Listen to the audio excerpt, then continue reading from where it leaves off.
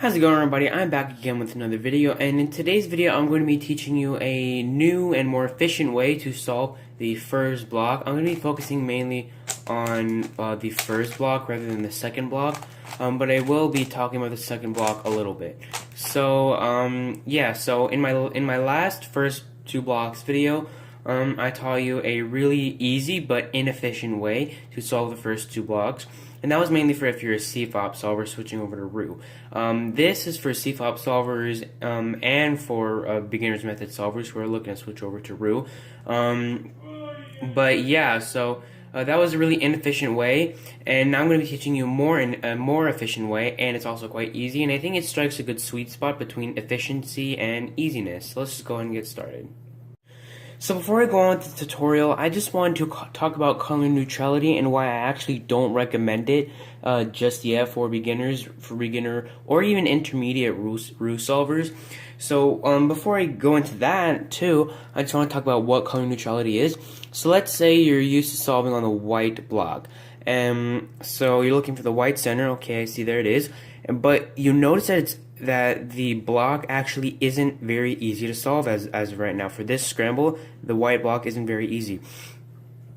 But if you were color neutral, you wouldn't just look for the white block, you would look for whichever block is easiest to solve. So I see this red block would be easy because I have this square right here, this kind of block of 4 pieces.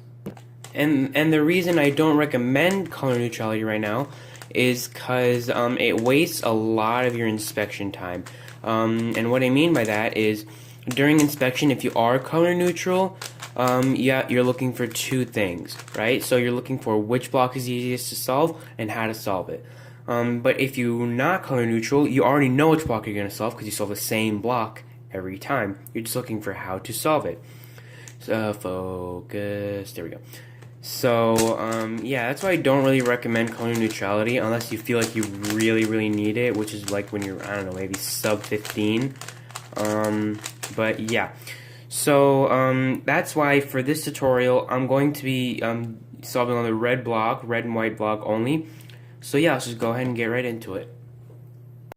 Okay, so I just gave it this quick hand scramble, nothing like no professional scramble. So right now I'm looking to make the red block. It doesn't have to be aligned with the red center, we'll put that in later. Right now I'm looking for the white, red, and blue corner piece.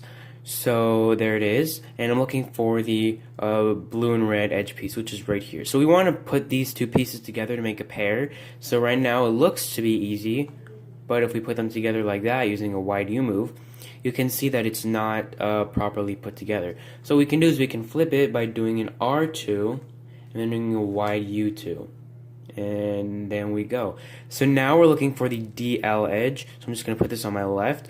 And the DL edge is the down left edge. So it's on the D layer and the L layer. And the only edge that those 2 have in common is this right here. So DL edge. So I can see that it's right here. So what I can do is I should probably first test to see if it'll go in properly. So put it up here, and I don't actually recommend doing this. This is just, if you're like super beginner, this is just a good way to identify. But once you get a little bit more advanced with this specific first block method, then you'll know immediately. So yeah, so put it right here, and if it's matching with this piece right here, with these 2 pieces right here facing towards you, then you'll know that's not correct. So just go ahead and you can do one of 2 things. You can do a U2 and that'll pair it up awesomely, or you can just do a wide R move and you can do a U2 after that. And yeah, so I actually recommend doing a U2 actually, because hold on, what did I do? Okay, I recommend doing a U2 actually, because then it's less moves. And so we've got that, and we actually moved the center in already, so we don't have to worry about that already. And now I'm looking for the last red pair.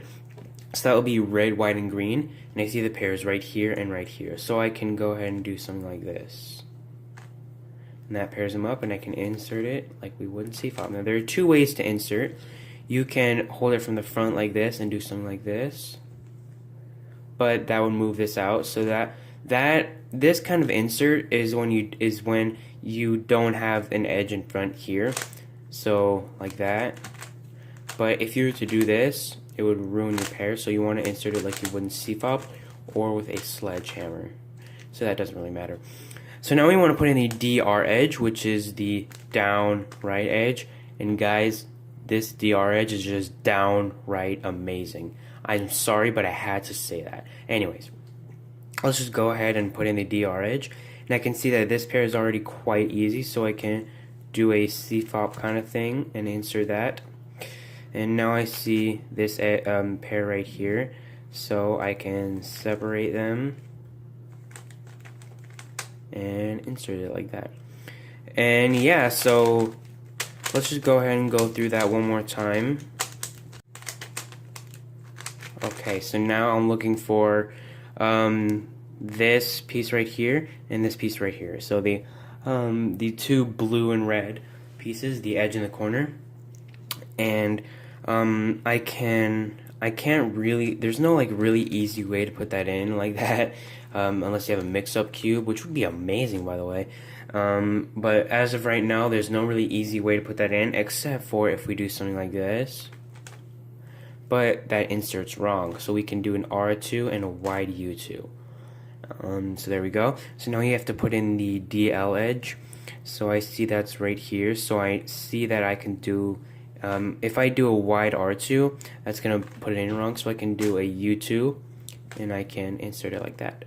And now I'm looking for the green and white, green, white, and red edge.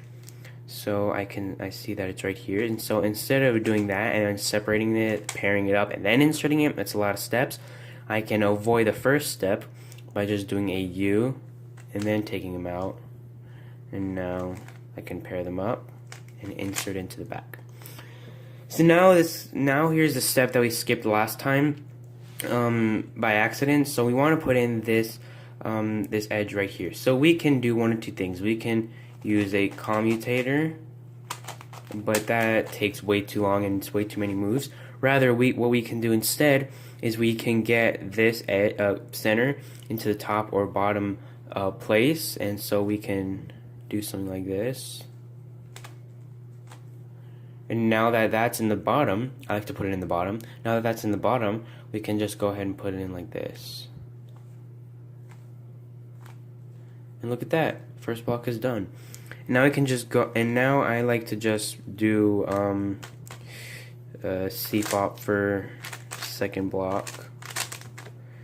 And I don't know, I think I might have skipped this, but if you see that the DR edge is put in wrong, then you can just move it to the top layer, make it so it's closest to you, and do a wide R and then a U, and that flips it correctly. And now you can just go ahead and continue with the second block. And now you can do CMLL and LSC.